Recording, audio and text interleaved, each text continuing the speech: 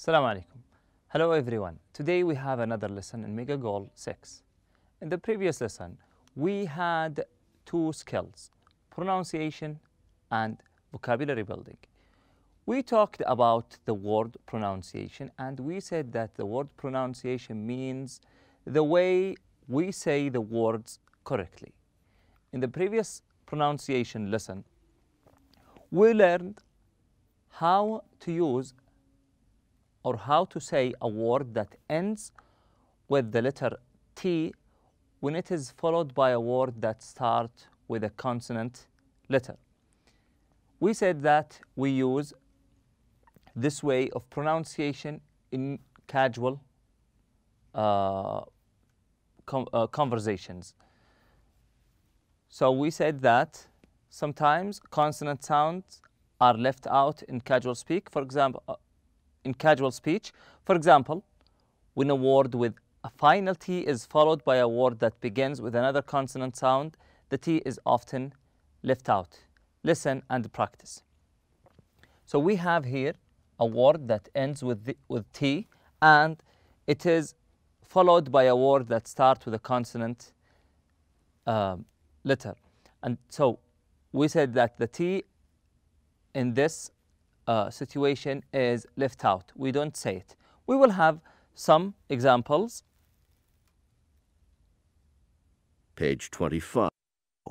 When a word with a final T is followed by a word that begins with another consonant sound, the T is often left out. Listen and practice. 1. They are identical twins who, at birth, were adopted by different families.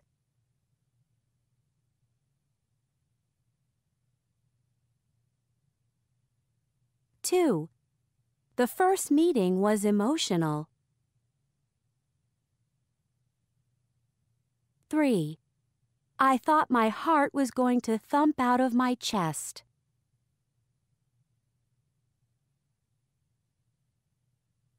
4. I just dropped the phone. 5.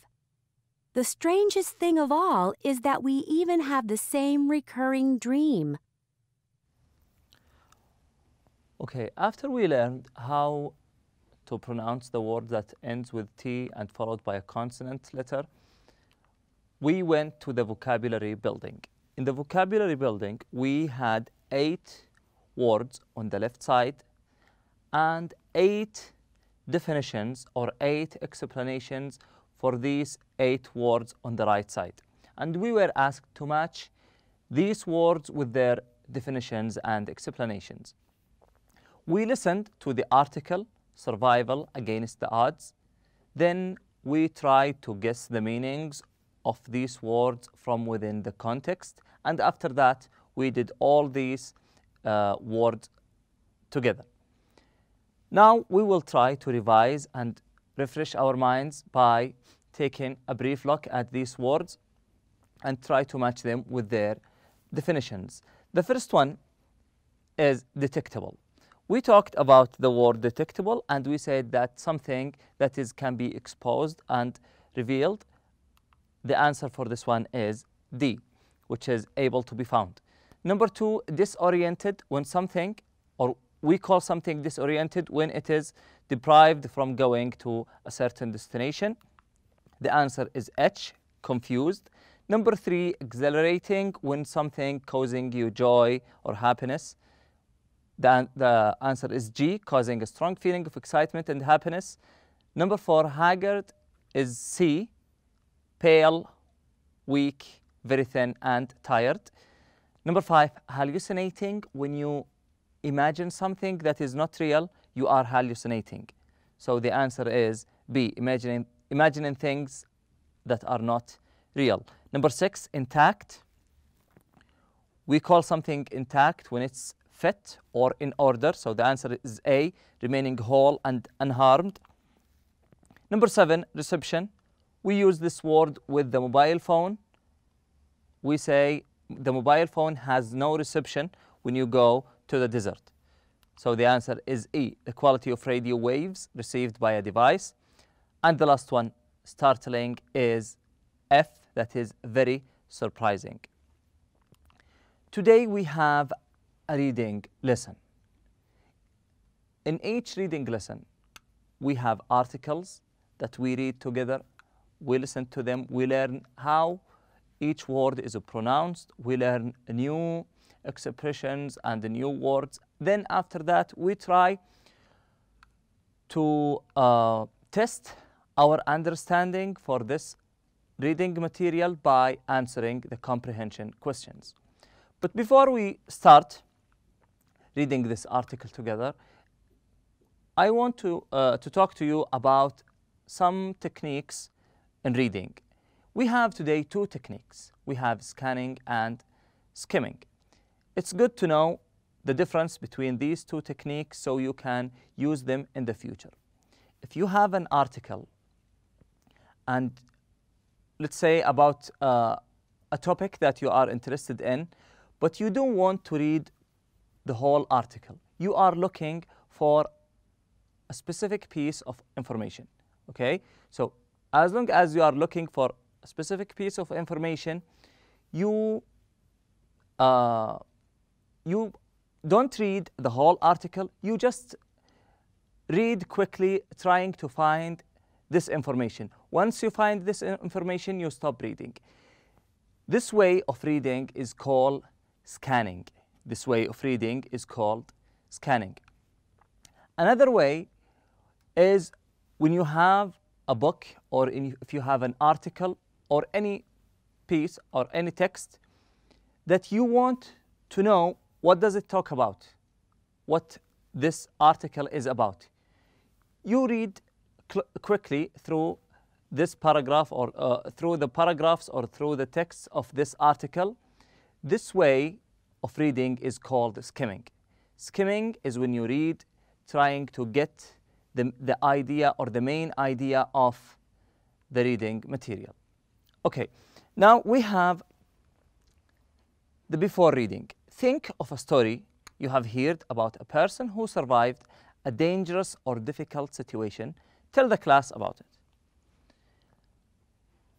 Every one of us knows some stories and who we told our friends and our families hundreds of stories.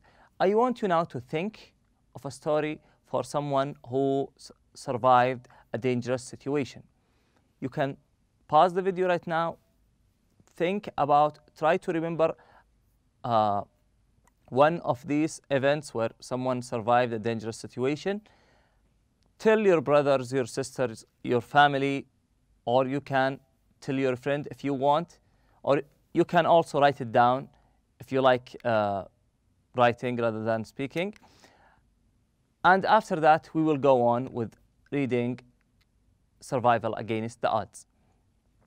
It's good to know that the before reading questions or before reading statements are used to help you reflect, help you understand the reading material profoundly and deeper. Okay, now I want you to pick up your pens, listen carefully, underline the new words so you focus on the pronunciation of these words. Underline also the new expressions so you ask about them, you try to guess their meanings from within the context. And after that, we will listen to this article together. Survival against the odds. Beating the odds is always a great feeling. Just ask anyone who has been accepted to a selective college or unexpectedly won an athletic event. But beating the odds is never quite as exhilarating an experience as when the odds are against your survival. Tammy Oldham Ashcraft knows this feeling. At the age of 23, while she was sailing the South Pacific, Ashcraft was caught in a violent hurricane. The 50-foot, 15-meter waves overturned her boat. Ashcraft, who was below deck, was knocked unconscious.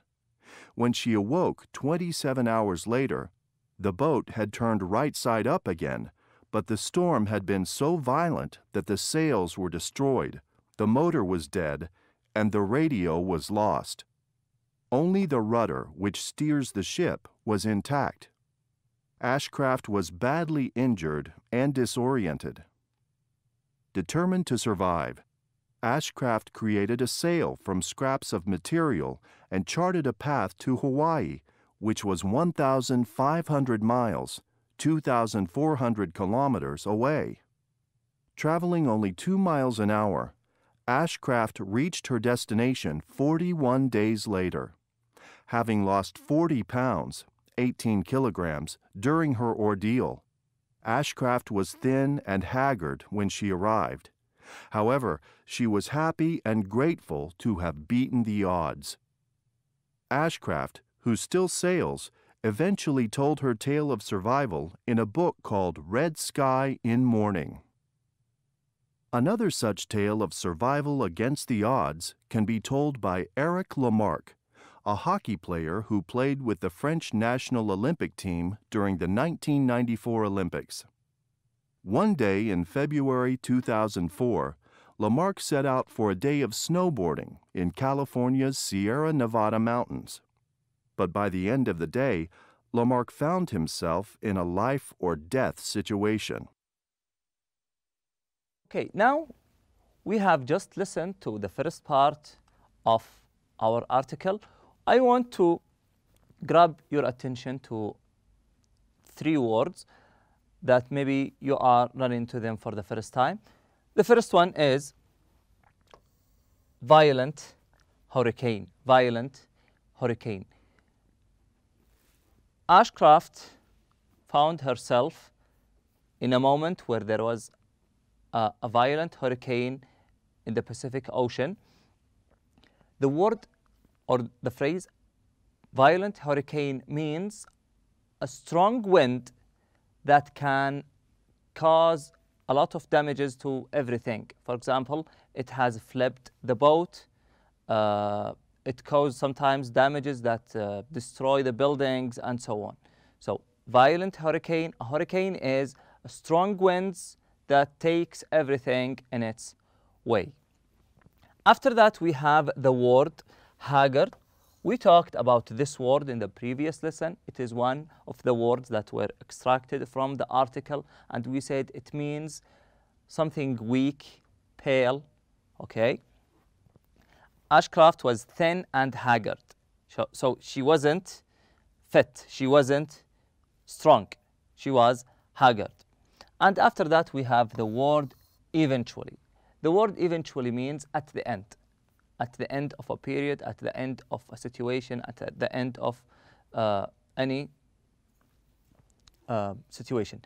So who still sails eventually told her tale of survival in a book called Red Sky in Morning.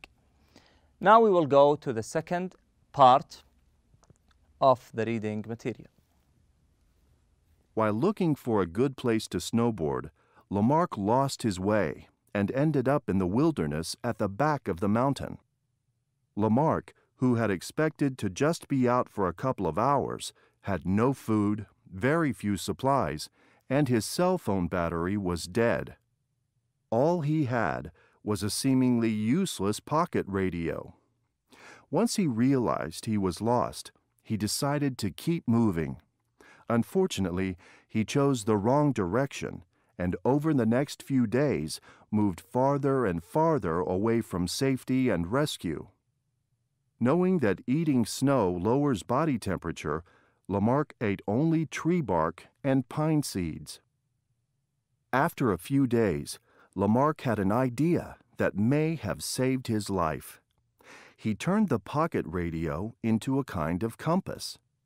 He noticed that whenever he pointed the radio in a certain direction, the reception for a local radio station grew stronger. Using this radio reception as a guide, Lamarck switched direction and started walking towards safety and ultimately rescue.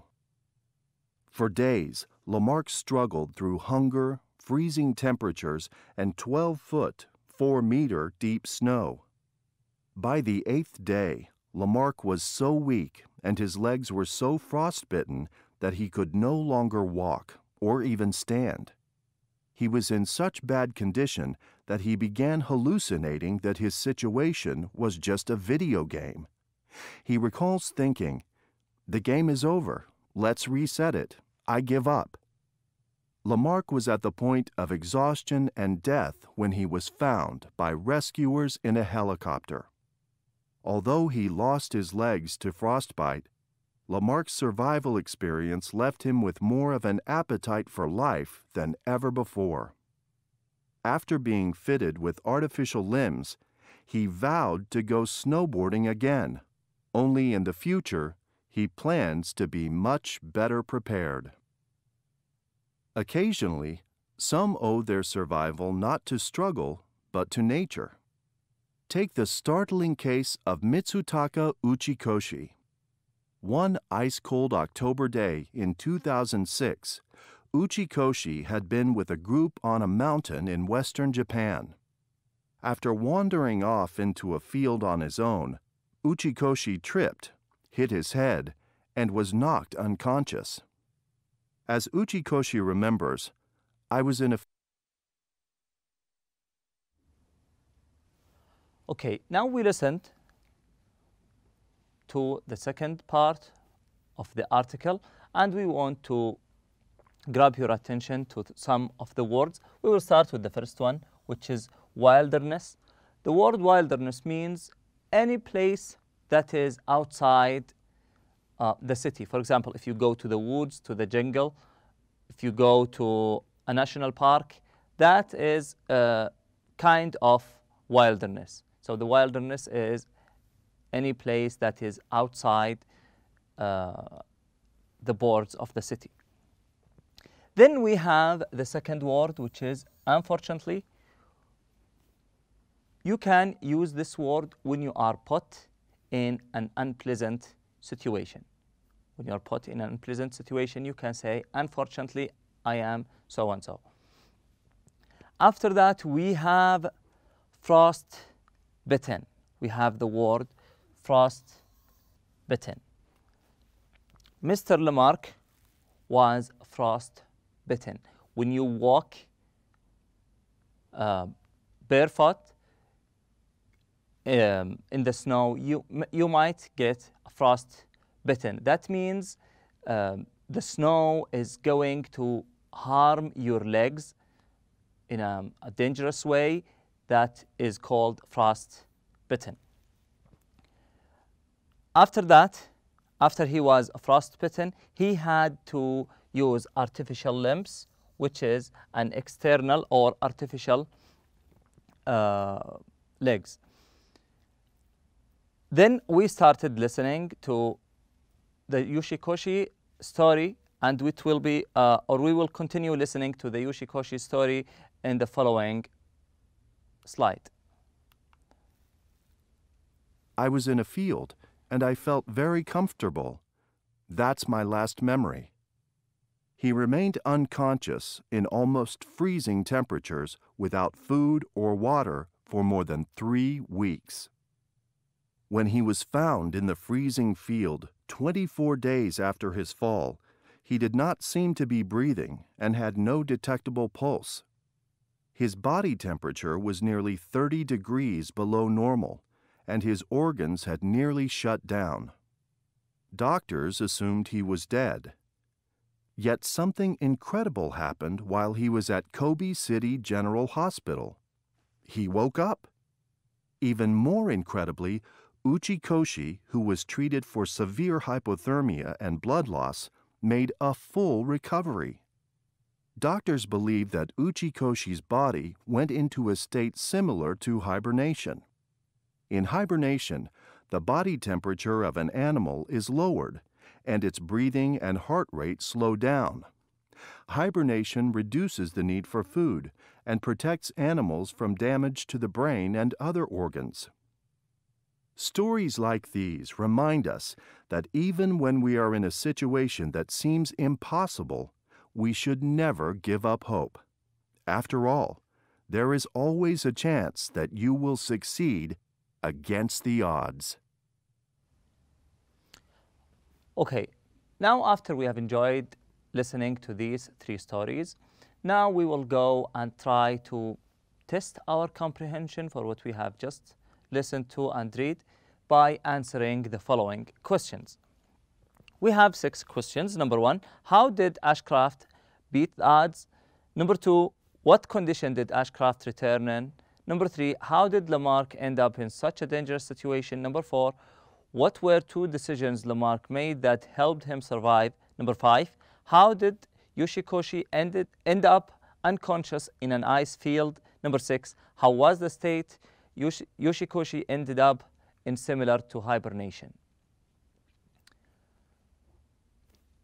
The answer of the first one, how did Ashcraft beat the odds, is she survived and made it home under very difficult circumstances. Number 2, what condition did Ashcraft return in? She was very thin and tired. Number 3, how did Lamarck end up in such a dangerous situation? He got lost on the mountain and had no supplies or way of calling for help. Number 4, what were 2 decisions Lamarck made that helped him survive? Number 4, he didn't eat snow and he used his pocket radio to point him in the right direction. Number 5, how did Yoshikoshi end up unconscious in an ice field? That's because he fell while wandering off alone into a field. Number 6, how was the state Yoshikoshi ended up in a similar to hibernation? That is because his body temperature lowered and his heart rate slowed down. This is the last part of our lesson today. Thank you all for attending and I wish you enjoy the rest of the day. Assalamu alaikum.